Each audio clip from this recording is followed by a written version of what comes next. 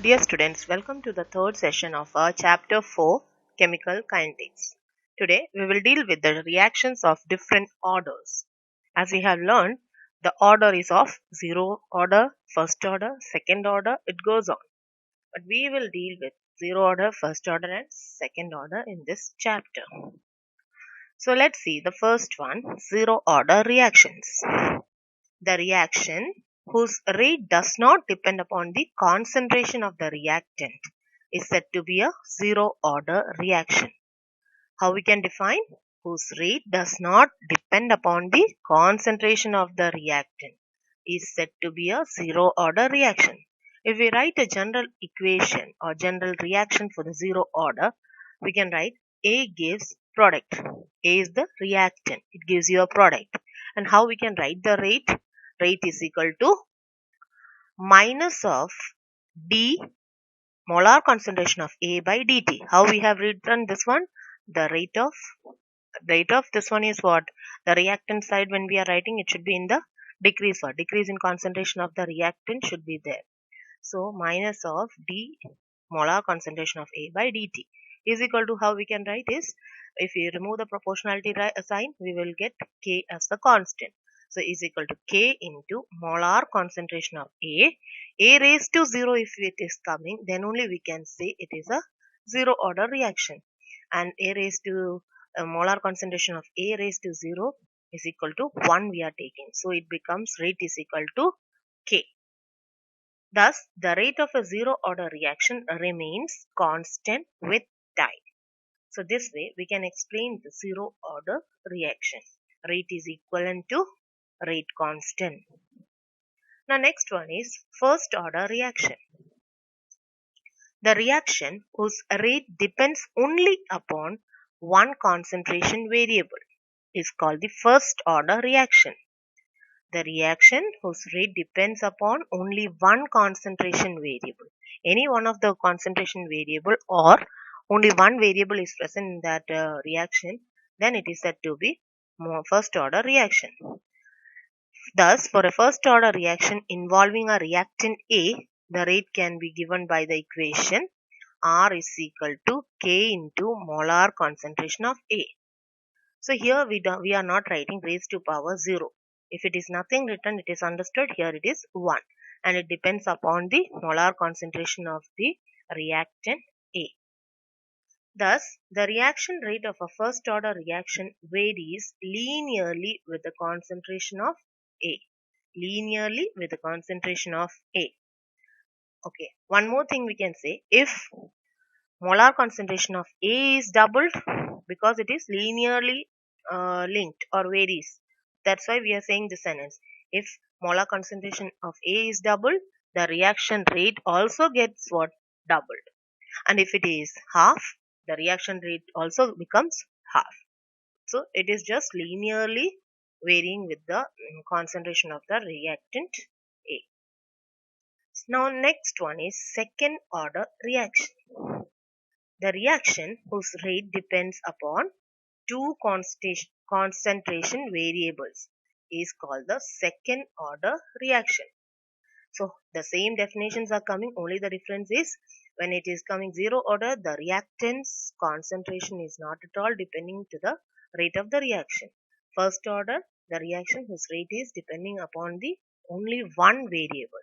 Second order, two concentration variables are depending upon the rate of the reaction. Then we can name it as second order reaction. If we are saying for the second order reaction which is having a reactant A, how we can explain is rate is equal to K into molar concentration of A raised to 2. Here only one reactant we have taken, that's why it is written A the whole square. So this 2 represents the second order reaction. So this is what the rate of the reaction for a second order reaction. The reaction rate of a second order reaction varies to the second power of the reactant concentration. If the concentration of the reactant A is doubled, what happens then? The reaction rate gets increased by a factor of 4. That we have to remember. In case of first order, what happens? If it is doubled, the reaction rate also gets double. If it is half, the reaction rate also getting half. But in the second order, what happens? The concentration of the reactant is double, means the reaction rate gets increased by the factor 4. Next topic is the integrated rate equations. And here we have to learn the zero order and the first order integrated rate equations. There are derivations also. So first we will go through the zero order reaction. And we know that a zero order reaction is independent of the concentration of the reactant. And if we write a general equation like a reactant gives product, how we can give the equation? Rate is equal to minus of d molar concentration of R by dt is equal to K into molar concentration of R raised to 0. If we write the R raised to 0, the quantity raised to power 0 is taken as unity. So it becomes 1. Then we can write the rate as minus d of R by dt is equal to K into 1. And it can be rearranged as d of my molar concentration of R is equal to minus K dt. The minus term we have taken to the other side. So minus K dt. This denominator also we have shifted to the other side. So this is a general equation. Now after this we have to do the integration. Integrating both the sides of this equation, we will get integral d of R is equal to minus integral K dt. But K is constant, so we have to take the K outside the integral sign. So we'll get minus K integral dt.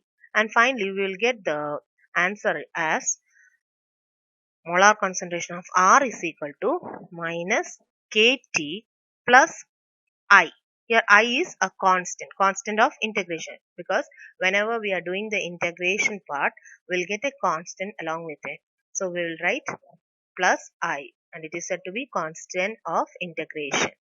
Now at time t is equal to 0, we are taking the concentration of the reactant R as R0. R as R0. So R0 will be the initial concentration of the reactant at the time t is equal to 0. So if we substitute this equation or this R0 value in the equation 4.5, then we'll get what? R0 instead of R0 is equal to minus K into T. T is taken as 0 here. So into 0 plus I, and it becomes R0 is equal to I. So we are getting the expression R0 is equal to I right now. Substituting the value of I in the equation 4.5. Here this equation is there. Again, if we go to this equation and we just substitute the I value R0 here, we'll get R is equal to molar concentration of R is equal to minus Kt plus instead of I R0. Okay. Further, simplifying the equation 4.6, we get the rate constant as K is equal to, we have taken this K and shifted to the other side. K is equal to what we'll get? R0 minus R by T. This is our expression for the zero order. Rate constant is equal to initial concentration of R minus final concentration of R divided by time. This equation we need for the problems. Now comparing the equation 4.6, that is the just now we have written that equation with equation of a straight line y is equal to mx plus c. If we plot a graph, or if we plot a graph against which one? Molar concentration of R and time, we'll get a straight line. We will get a straight line with a slope minus k, and the intercept equal to R0. So this graph is very important. Sometimes the question paper, it will be asked to plot a zero order reaction graph where the plot contains concentration of R and time t. Next topic is the units of rate constant. For different orders we will discuss. First, we'll see this table where we have written the reaction order 0, 0 order. If we write the rate law, how we can write? A rate is equal to K into molar concentration of A raised to 0, which is equal to K. Just now we have seen here for the 0 order how we can write the rate. Now, from this, if we want to write the dimension of the rate constant, how we can write? A rate constant we want. So, K is equal to what we can write? Rate, because R is equal to K we have written here for the rate law. So K is equal to what we will get? A rate. A rate we have learned in the first video itself. The definition is it is the change in concentration with time. So how we can write? Rate is equal to concentration by time. If we write the concentration by time, its unit is given as what? Mole per liter per second, or mole per liter per minute in terms of minute. But we use mainly mole per liter per second. Like this, the unit of 0 order reaction we are getting, or rate constant we are getting. The second one is for the reaction rate order, first one. So order is first one means how we can write the rate. Rate is equal to K into molar concentration of A. If molar concentration of A is raised to 1 is coming, then it is the first order.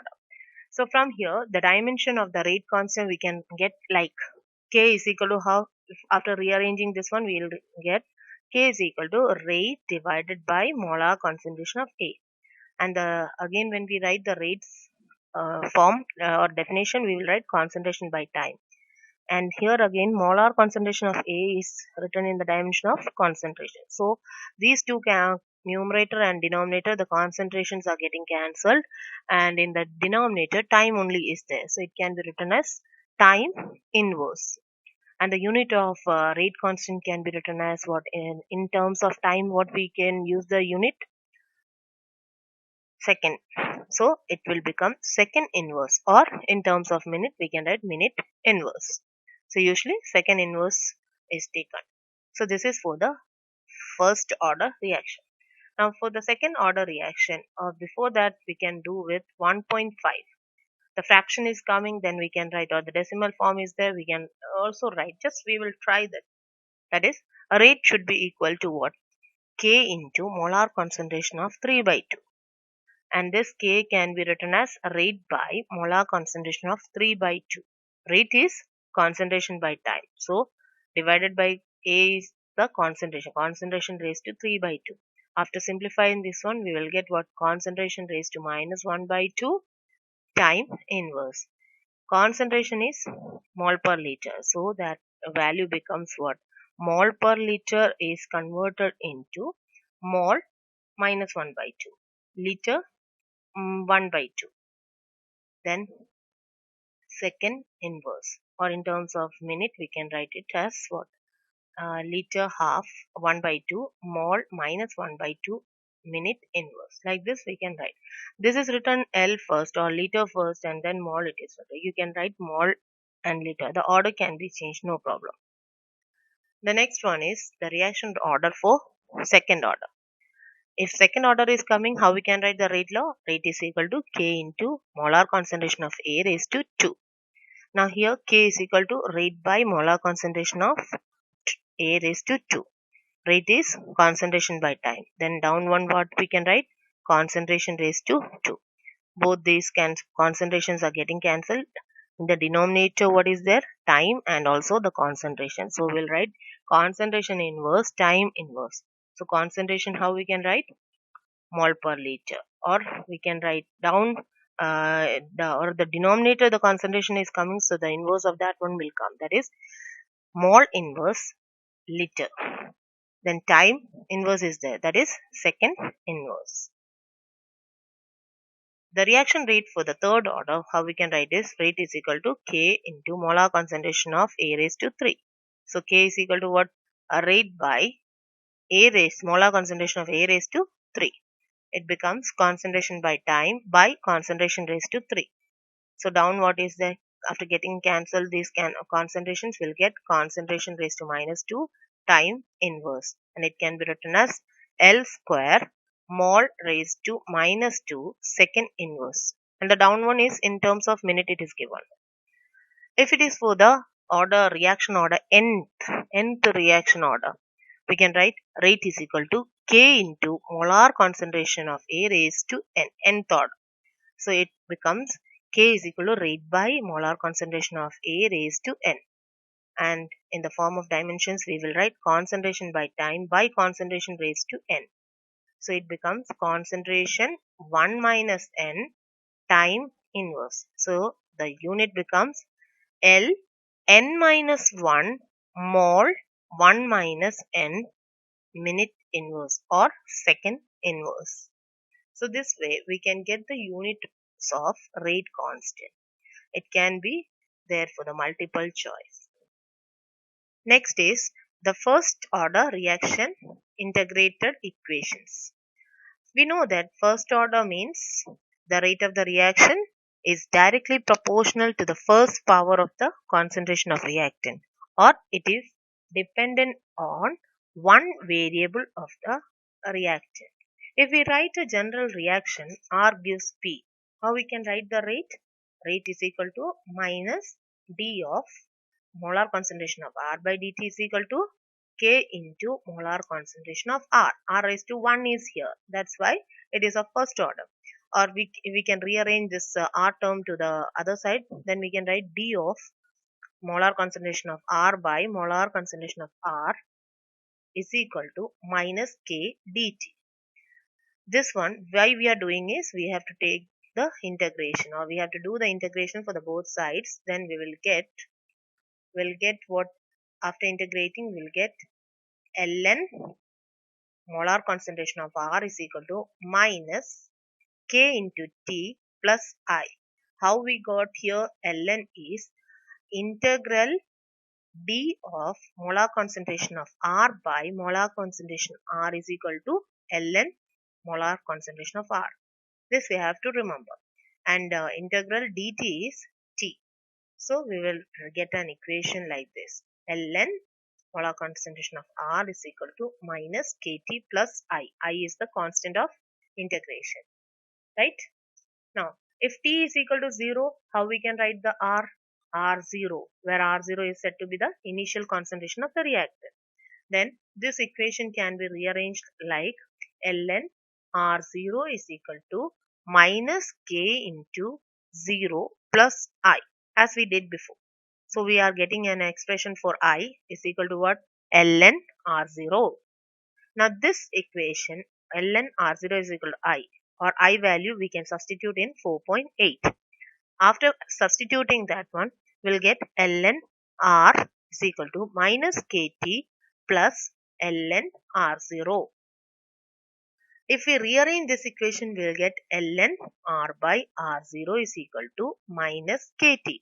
Or from here, K can be written as K is equal to 1 by T ln R0 by R. This is the rate constant for first order. 1 by T ln R0 by R. Okay. Now, next one is if we take the time T1, then how we can write the equation 4.8? ln R1 is equal to minus K T1 plus ln R0. If T2 we are taking, we can write ln R2 is equal to minus K2 plus ln R0, where R1 and R2 are the concentration of the reactants at the time T1 and T2 respectively. If we subtract from equation 4.12 from 4.11, we'll get ln R1 minus ln R2 is equal to minus KT1 plus minus of KT2, and it can be rearranged and written as ln R1 by R2 is equal to K into common, we can take it as T2 minus T1. After rearrange this one, we will get T2 minus T1, or K is equal to, we can write 1 by T2 minus T1 ln R1 by R2. So equation 9 can also be written as ln R by R0 is equal to minus KT. This we have seen before. Taking log on both sides, we can get this expression as what? ln R by R0 can be written as molar concentration of R is equal to what? After rearranging, we are getting this one, R0 e raised to minus kt. E raised to minus kt. How we have got this one is, it was ln R by R0. It is changed to R by R0. R0 we have taken to the other side and it becomes R is equal to R0 e raised minus kt. The first order rate equation 4.10 can be written in the form k is equal to, it was 1 by t ln r0 by r. But if we want to remove the natural logarithm or ln to log, what we have to do? We have to multiply with 2.303. So what? K is equal to 2.303 t divided by t log r0 by r. Okay, then from here if we want to rearrange this equation, we can write it as log r0 by r is equal to kt by 2.303. This one why we are bringing is because we want to draw the graph. That's why we have written this form. Otherwise, the first order rate equation integrated form for the rate constant is 2.303 by t log r0 by r, and this equation we need for our problems.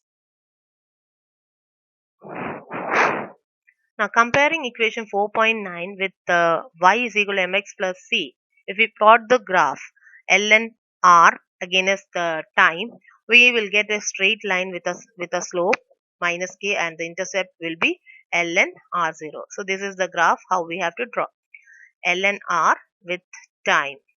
If we draw the graph for the first order, we will get a straight line with a slope minus k is equal to minus slope, and the intercept will be ln r0. Okay, if we plot the graph between log r0 by r versus t, just now we have seen the last equation where the slope is equal to what?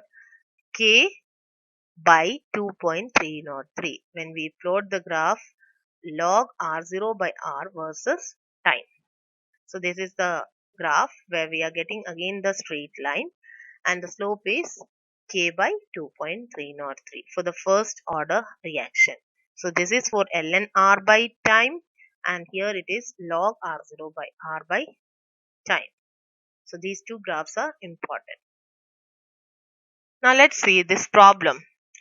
The initial concentration of N2O5 in the following first order reaction is, N2O5 gives 2NO2 plus half O2 was 1.24 into 10 raised to minus 2 mole per liter at 318 temperature or 318 Kelvin.